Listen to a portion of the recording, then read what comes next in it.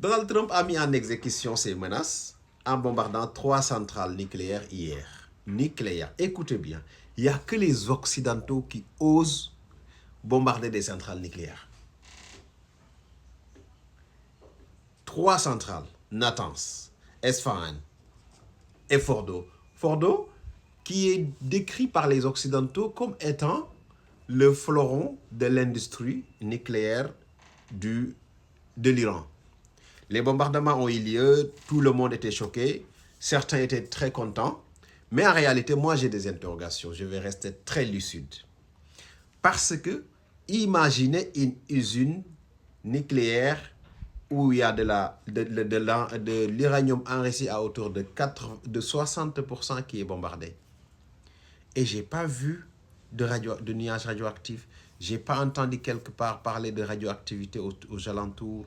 Même M. Grossier, qui est le gendarme de l'énergie nucléaire de l'AIA, ne nous a pas dit qu'il y a de la radioactivité autour des centrales. Donc, on peut estimer que quand les Iraniens nous disent que la centrale a été évacuée, tout ce qui a été utile a été déplacé vers des lieux secrets. Et si on veut maintenant faire notre arme nucléaire, ça ne nous prend même pas 15 jours. Et ça fait peur, hein? 15 jours, c'est pas beaucoup. Étant donné qu'ils l'ont déplacé vers un endroit secret, c'est où cet endroit secret-là? Est-ce que c'est au niveau du Pakistan, qui est un pays voisin, qui maîtrise totalement le processus de fabrication de l'arme atomique, depuis leur espion Abdulkader Khan? Est-ce que c'est la Russie qui les a récupérés? Est-ce qu'ils avaient d'autres usines qui n'ont jamais été déclarées, dont les Occidentaux ne savent pas toujours les localisations?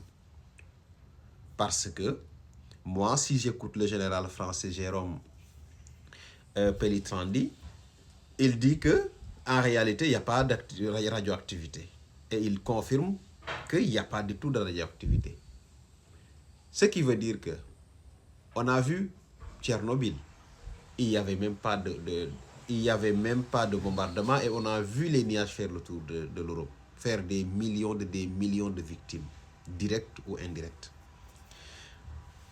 Aujourd'hui, les Iraniens ont dit une chose très claire.